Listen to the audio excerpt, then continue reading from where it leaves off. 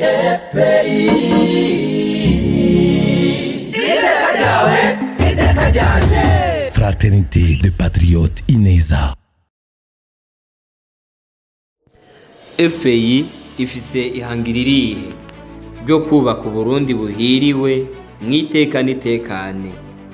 Dutegerezwa kwiga no kwigisha abarundi benshi bashoboka.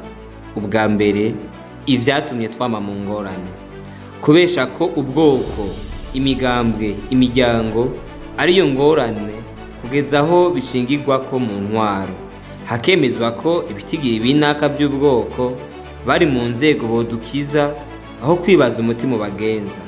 Ugwanko, indambi, kutihanganirana, uburyarya n'ibindi.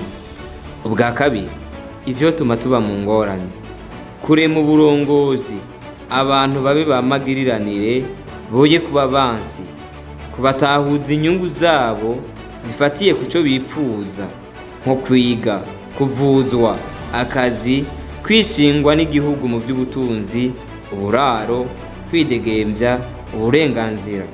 Ataruko ari mwene naka, ataruka ari mwene naka canke mu mugwi wa banaka.